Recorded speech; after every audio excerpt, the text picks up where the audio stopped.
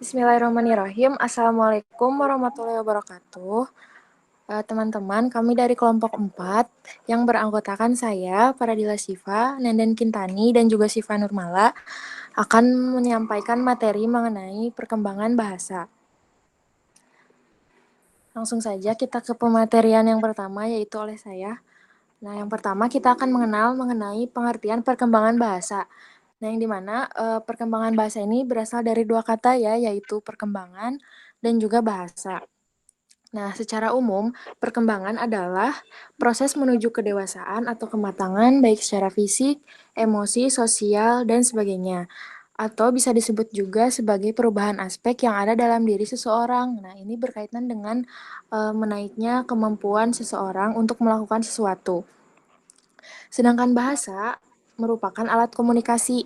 Nah, atau biasa disebut juga dengan kemampuan yang dimiliki manusia untuk berkomunikasi, baik secara lisan, tulis, maupun isyarat. Nah, kita itu sering keliru ketika menganggap perkembangan bahasa ini adalah khususnya pada anak gitu ya, anak itu hanya bisa berbicara saja. Padahal perkembangan bahasa ini meliputi 4 aspek, yaitu menyimak, berbicara, membaca, dan juga menulis. Nah, jelas berbicara ini termasuk ke dalam salah satu perkembangan bahasa yang harus dimiliki oleh anak gitu ya. Nah, lalu apa sih perbedaan antara bahasa dan berbicara? Nah, bahasa itu kan tadi sebagai alat komunikasi, sedangkan berbicara itu merupakan prosesnya, yaitu proses penyampaian informasi, ide, gagasan, menggunakan simbol-simbol atau bahasa dan kata-kata yang diucapkan secara langsung. Jadi ini tuh sebagai komunikasi dua arah antara pendengar dan juga pembicara ya, yang diucapkan secara langsung gitu ya. Jadi langsung berbicara seperti ini. Lalu apa sih perkembangan bahasa itu? Nah, perkembangan bahasa adalah kemampuan yang dimiliki oleh setiap orang sesuai dengan fase perkembangannya. Jika perkembangan bahasa pada anak berarti sesuai dengan usia tahapan perkembangan anak, yaitu pada usia 0 sampai 12 tahun. Jadi jelas ya bahwa perkembangan bahasa itu adalah kemampuan kebahasaan pada anak yang dimulai sejak bayi gitu pada usia 0 sampai dengan 12 tahun. Boleh di next? Nah, selanjutnya ada teori-teori perkembangan bahasa. Yang pertama itu ada teori nativisme. Teori ini tuh dipelopori oleh Chomsky pada tahun 1974. Nah, menurut teori ini, bahasa itu berkembang secara alami.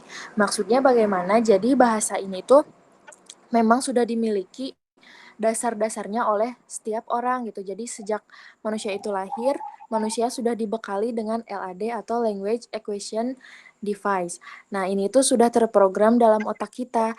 Jadi menurut teori nativisme ini, bahasa ini seperti halnya berjalan, kita akan bisa dengan sendirinya seperti itu. Karena bahasa berkembang pada seseorang sesuai dengan kematangan otaknya. Nah, ketika dia sudah tumbuh dewasa dan umurnya bertambah, maka kemampuan berbahasanya juga akan bertambah karena sudah terprogram pada otak setiap orang gitu ya. Jadi menurut teori nativisme ini, bahasa itu berkembang secara alami. Nah, yang kedua itu ada teori behaviorisme. Seperti yang sudah kita kenal sebelumnya di psikologi perkembangan bahwa teori behaviorisme ini dipelopori oleh Skinner yang berpendapat bahwa bahasa itu dipengaruhi oleh lingkungan. Nah, stimulus berasal dari lingkungan. Jadi setiap anak yang hidup di lingkungan yang ia senang bersosialisasi dengan orang lain, berinteraksi dengan orang lain, maka akan memiliki kemampuan berbahasa yang baik. Dan di sini juga berlaku model SR, yaitu stimulus dan juga respon. Nah, stimulus ini berasal dari lingkungannya, sedangkan respon ini anaknya itu menerima respon secara pasif gitu ya. Jadi mereka bisa melakukan kegiatan peniruan, pembiasaan, pengalaman, kemudian bisa juga dengan pelatihan. Jadi bahasa ini bisa dilatih dan juga bisa diulang-ulang. Selain itu juga anak bisa belajar kemampuan berbahasanya dari meniru, misalnya meniru gaya berbicara orang tuanya, temannya, kemudian mereka jadikan kebiasaan dan juga mereka jadikan sebagai pengalaman. Seperti itu. Boleh di next? Lanjut, yang ketiga itu ada teori kognitif. Nah, teori ini itu dipopulerkan oleh Piaget. Nah, menurut teori kognitif ini, jadi interaksi lingkungan kognitif dan kebahasaan terus-menerus. Maksudnya, jadi bahasa dan kecerdasan kognitif ini selalu berdampingan gitu ya. Jadi seiring bertambahnya usia anak, maka kemampuan berbahasanya juga akan bertambah gitu ya, sesuai dengan kecerdasan kognitifnya. Nah, jadi menurut teori kognitif ini, bahasa itu bagian dari kematangan kognitif. Lalu, peran aktif anak terhadap lingkungan, cara anak memproses suatu informasi, dan menyimpulkan struktur bahasa. Ini merupakan tahapan-tahapannya yang diyakini oleh teori kognitif ini. Bagaimana anak memperoleh bahasa itu, yaitu dimulai dari peran aktif anak terhadap lingkungannya seperti apa, cara mereka bersosialisasi dengan orang lain, berbicara dengan orang lain itu seperti apa. Lalu, kemudian diproses informasi tersebut oleh pikirannya dan kemudian mereka bisa menyimpulkan struktur bahasanya seperti apa. Jadi menurut teori kognitif ini, eh, keterampilan berbahasa itu berasal dari kematangan kognitif. Sekian dari saya, selanjutnya akan dijelaskan oleh rekan saya. Terima kasih. Nah, untuk materi selanjutnya yaitu ada tahapan perkembangan bahasa. Di sini ada menurut Banner dalam Bropi, Satam, dan juga MOS pada tahun 2002. Di sini tahapan perkembangan bahasa itu ada 4 tingkatan. Yang pertama ada prabicara, yaitu dari sejak lahir sampai dengan usia 10 bulan. Nah, kemampuan ini berupa kemampuan bicara bayi yang menghasilkan suara tangisan. Kemudian, mengulang bicara dengan orang lain dimulai dari usia 3 bulan, dan antara usia 6 sampai 10 bulan itu dapat menggunakan huruf konsonan dan huruf vokal tapi masih secara terbatas. Kemudian tingkatan yang kedua yaitu ada kata-kata pertama pemunculan nama yaitu pada usia 10 sampai dengan 18 bulan. Jadi kemampuannya yaitu menghasilkan kata tunggal. Kemudian perhatian anak dapat diarahkan dengan melihat atau disebutkan nama objek tertentu, misalkan lihat itu ayam seperti itu. Kemudian yang ketiga ada tingkatan kombinasi kata yaitu pada usia 18 sampai dengan 24 bulan di mana penggunaan satu kata tunggal dengan arti kompleks seperti susu yang artinya ia minta susu atau meminta ASI.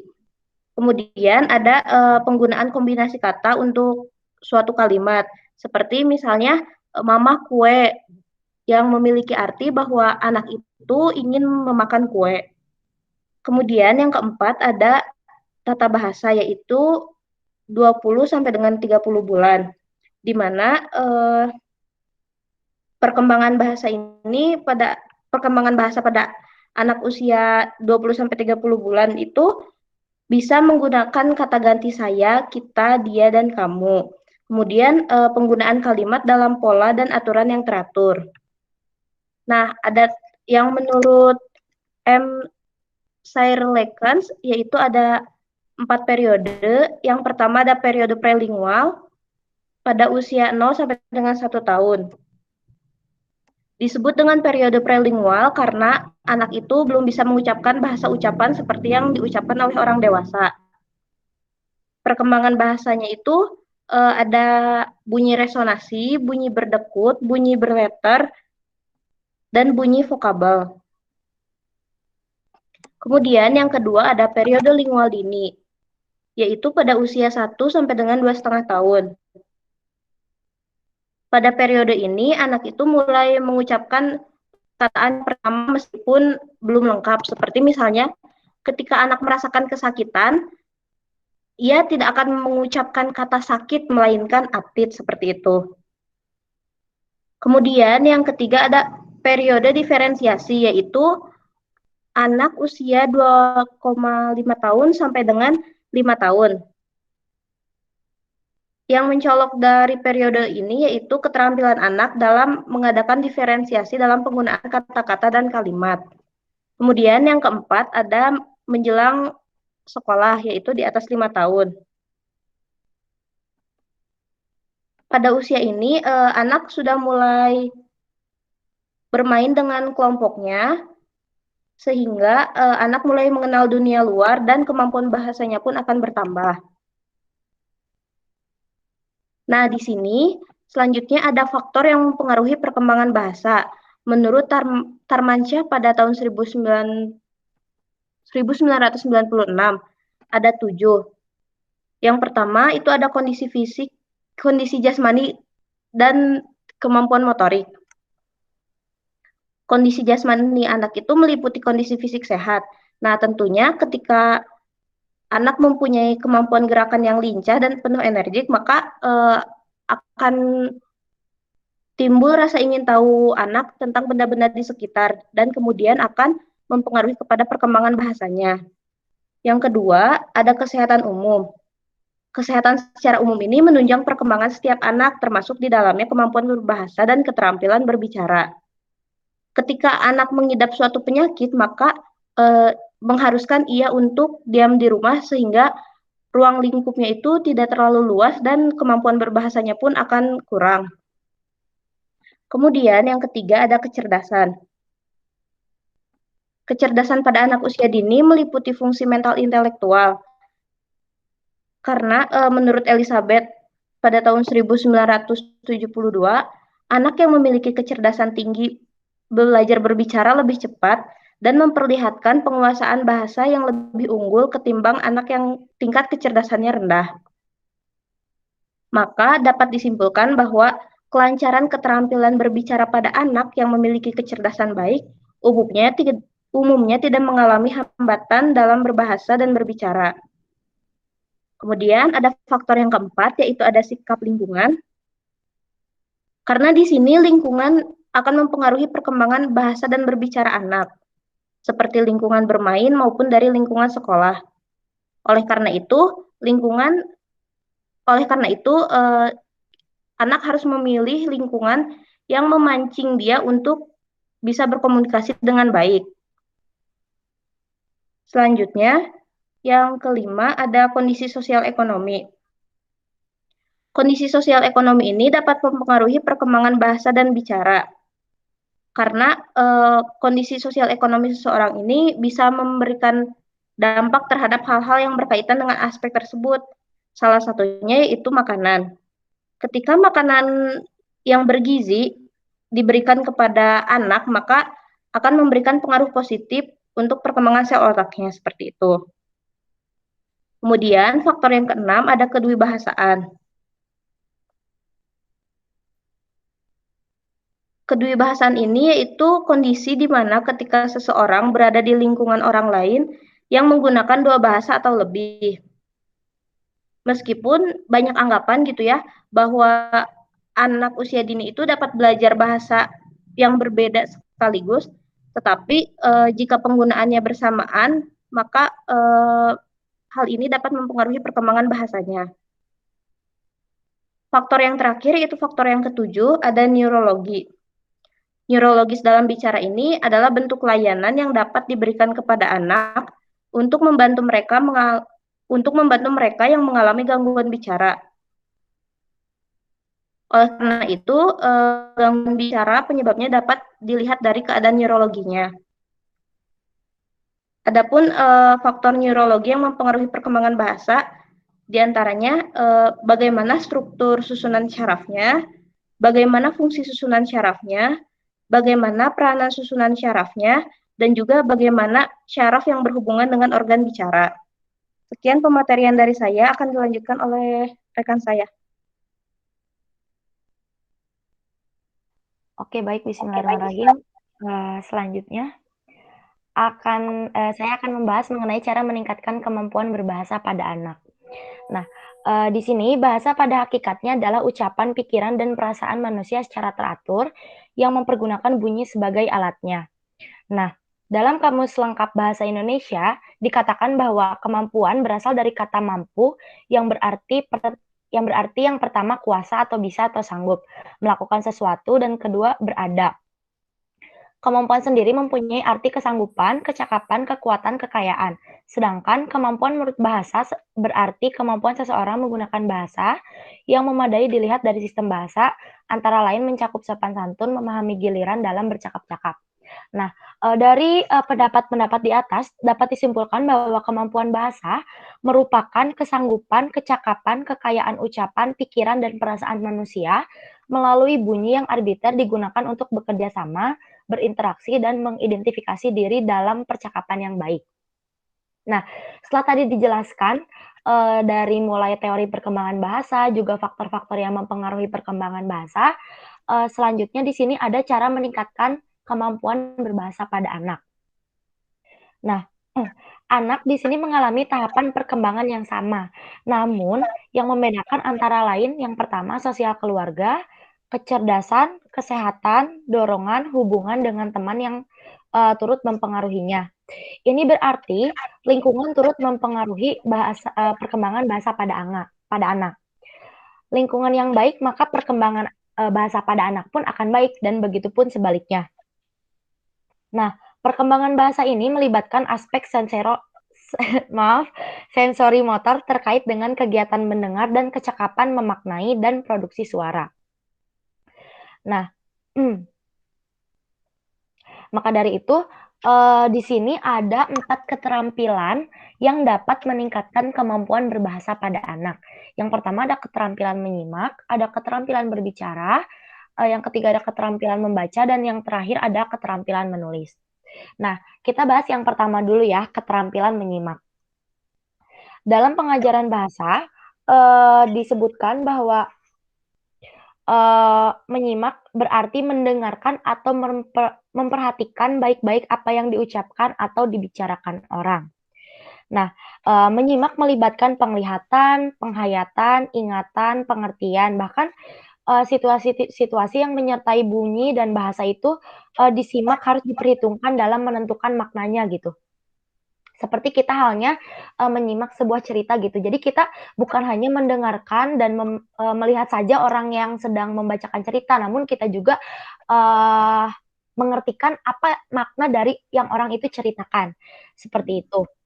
Nah, menyimak merupakan suatu proses yang mencakup kegiatan mendengarkan lambang-lambang bahasa lisan dengan sungguh-sungguh.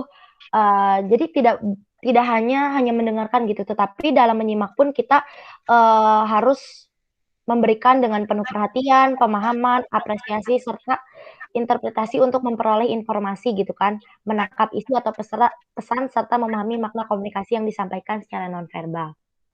Nah, di sini mengapa keterampilan menyimak dapat mempengaruhi meningkatkan kemampuan berbahasa pada anak. Karena keterampilan menyimak itu memiliki pengaruh terhadap keterampilan bahasa lainnya gitu, seperti misalnya berbicara, menulis, dan membaca. Nah, keterampilan menyimak ini merupakan kegiatan yang paling awal yang harus dilakukan oleh anak manusia bila dilihat dari proses pemerolehan bahasanya. Nah, sebelum anak dapat melakukan berbicara, membaca, apalagi menulis gitu kan. Nah, anak ini dituntut untuk dapat menyimak gitu agar apa yang dia tangkap itu dapat disalurkan lagi. Misalnya dapat berbicara, membaca, ataupun menulis. Dengan demikian, keterampilan menyimak ini perlu ditingkatkan gitu, terutama pada anak karena dari keterampilan menyimak ini, siswa akan memiliki dan akan mengaplikasikan keterampilan-keterampilan berbahasa yang lain yang tentunya akan lebih baik, seperti itu. Selanjutnya ada keterampilan berbicara. Berbicara merupakan suatu proses penyampaian ide, informasi, atau gagasan dari pembicara kepada pendengar, seperti yang dikatakan oleh Faradila di awal tadi. Nah, dalam penyampaian proses informasi ini, secara lisan seorang pembicara harus mampu menyampaikan dengan baik dan benar. Kenapa? Agar si informasi tersebut dapat diterima oleh pendengar, jadi tidak salah informasi, seperti itu. Nah, untuk menjadi pembicara yang baik, pembicara harus mampu menangkap informasi secara kritis dan efektif. Maka dari itu, keterampilan berbicara sangat diperlukan dalam meningkatkan kemampuan berbahasa, terutama pada anak. Nah, keterampilan berbicara merupakan sebuah kemampuan berbahasa dalam mengucapkan bunyi-bunyi artikulasi atau mengucapkan kata-kata untuk mengekspresikan, menyatakan, menyampaikan ide, pikiran, pendapat, gagasan, dan perasaan kepada orang lain sebagai mitra pembicara. Nah, seperti tujuan di awal, berbicara itu untuk menyampaikan pikiran atau gagasan kepada orang lain. Maka dari itu, kita harus memiliki keterampilan berbicara yang baik gitu, agar si yang mendengarkan pun tidak keliru dalam menangkap informasi, seperti itu. Nah, selanjutnya ada keterampilan membaca. Nah, membaca pada hakikat ini merupakan suatu yang rumit yang melibatkan banyak hal. Tentu saja gitu ya, tidak hanya sekedar melafalkan tulisan, tetapi juga, membaca ini kita bisa rasakan sendiri gitu ya, melibatkan, aktivitas visual, berpikir, dan lain sebagainya gitu. Nah, sebagai proses visual, membaca merupakan proses menerjemahkan, simbol huruf gitu ya, kepada kata-kata lisan gitu, ke dalam kata-kata lisan. Nah, sebagai, suatu proses berpikir juga, membaca mencakup aktivitas pengenalan kata, pemahaman literal, interpretasi, membaca kritis, dan pemahaman kreatif. Kenapa? Karena, dalam keterampilan membaca ini, kita dihadapkan dengan huruf-huruf atau kalimat-kalimat gitu. Ketika kita tidak mampu memahami apa yang ada di tulisan, ya kita akan seperti apa gitu, memahami apa yang ada di situ, seperti itu. Nah, membaca juga merupakan keterampilan berbahasa yang dilakukan seseorang secara lisan dalam menyampaikan sebuah informasi, dengan cara melihat sebuah teks ataupun naskah. Nah, dalam membaca ini hendaknya memperhatikan lafal dan intonasi yang tepat sehingga memudahkan seseorang ini dalam menerima informasi yang disampaikan, seperti itu. Nah, keterampilan berbicara ini merupakan keterampilan dasar khususnya bagi siswa gitu ya, yang harus mereka kuasai agar dapat, mengikuti seluruh kegiatan dalam proses pendidikan dan pembelajaran gitu. Kebayang gitu kan kalau misalnya ada suatu siswa yang, kurang bisa, membaca, ya dia tidak akan mampu memahami proses pembelajaran yang dilakukan di kelas gitu, seperti itu. Nah, selanjutnya ada keterampilan menulis. Nah, menulis ini berarti mengekspresikan secara tertulis gagasan, ide, pendapat, atau pikiran yang diwujudkan dalam bahasa. Ini erat kaitannya dengan kemampuan berbahasa gitu, yang harus dimiliki salah satunya. Nah, menulis ini merupakan suatu keterampilan berbahasa yang dipergunakan untuk berkomunikasi secara tidak langsung, tidak secara tatap muka dengan orang lain. Dan menulis ini merupakan kegiatan produktif dan ekspresif. Sebagai bagian kegiatan berbahasa, menulis berkaitan erat dengan aktivitas berpikir. Keduanya saling melengkapi gitu, sehubungan dengan itu, menulis dan berpikir juga merupakan dua kegiatan yang dilakukan secara bersama dan berulang-ulang. Nah, setelah tadi gitu ya, ada keterampilan menyimak, berbicara, membaca. Nah, keterampilan menulis ini merupakan keterampilan terakhir yang memang, menyatukan keterampilan-keterampilan menyimak, berbicara, dan membaca gitu, di mana, kalau misalnya keterampilan menyimak itu, kita, diharapkan dapat, memahami apa yang dimaksud gitu oleh seseorang gitu. Selanjutnya juga berbicara juga kita, diharapkan untuk, bisa mengkomunikasikan, secara baik gitu, dan berbahasa secara baik kepada orang lain. Selanjutnya juga membaca dan yang terakhir itu menulis merupakan gabungan dari keterampilan-keterampilan yang di atas yang sudah tadi saya jelaskan. Selanjutnya, boleh next. Nah, di sini ada gangguan berbahasa pada anak gitu ya khususnya. Yang pertama ada spektrum autisme, selanjutnya apraksia lisan, disleksia, gagap atau stuttering, selanjutnya ada specific language impairment, dan cerebral palsy. Nah, yang pertama saya akan bahas ASD dulu ya. Nah, ASD ini merupakan, bahasa sehari-harinya itu autis gitu ya. Nah, gangguan berbahasa ASD ini merupakan, gangguan yang tidak hanya, si anak itu tidak memahami apa yang dimaksud, tetapi juga dalam penangkapan informasinya itu dalam ASD ini anak mengalami penyimpangan-penyimpangan bahasa gitu. Nah, karena di sini, ada kata autis, jadi autis itu kan bisa diartikan sebagai tidak responsif terhadap orang-orang. Dia juga sangat kaku dengan rutinitas dia gitu. Misalnya kalau misalnya dia udah fokus dengan satu hal, dia tidak akan menghiraukan pada kegiatan-kegiatan lain, seperti itu. Nah, segala penyandang autis ini tidak dapat atau tidak bisa memahami segala bentuk komunikasi, seperti itu. Karena dia fokus dengan satu hal, autis dengan satu hal, dan tidak responsif dengan yang lainnya, maka dia juga tidak bisa memahami segala bentuk komunikasi yang orang lain sampaikan, seperti itu. Nah, autis juga pada anak yang mengalami autis juga memiliki keterbatasan dalam berpikirnya, seperti itu. Selanjutnya ada apraksia lisan. Nah, apraksia lisan merupakan gangguan motorik wicara yang dapat terjadi berbagai usia, khususnya pada anak. Nah, di apraksia lisan ini, anak mengalami kesulitan merencanakan dan menghasilkan urutan gerak organ wicara yang tepat dan sesuai untuk ekspresi yang tepat gitu. Jadi di dalam apraksia lisan ini, anak itu sulit merencanakan dan menghasilkan gerakan organ wicara gitu, sehingga, dalam berbicara itu anak terganggu, seperti itu. Nah, dalam apraksia lisan ini ada beberapa, gangguan gitu ya. Yang pertama ada dispraksia, selanjutnya developmental apraxia speech atau DAS, childhood apraxia of speech atau CHAS, suspected childhood apraxia of speech atau SCHAS, developmental verbal dyspraxia atau DVD, dan yang terakhir developmental articulatory dyspraxia atau DAD. Selanjutnya ada disleksia. Mungkin teman-teman juga udah terbiasa gitu ya mendengar kata disleksia. Nah, disleksia merupakan sulit mengenali kata secara utuh, mengenali bunyi yang berhubungan dengan huruf. Nah, dalam disleksia ini masalah-masalah kefasihan terdapat masalah-masalah kefasihan maupun baca atau tulis gitu. Biasanya disleksia ini dalam menulisnya itu terbalik-balik gitu, dan untuk memahami suatu kata ataupun kalimat itu susah gitu dalam penderita disleksia ini.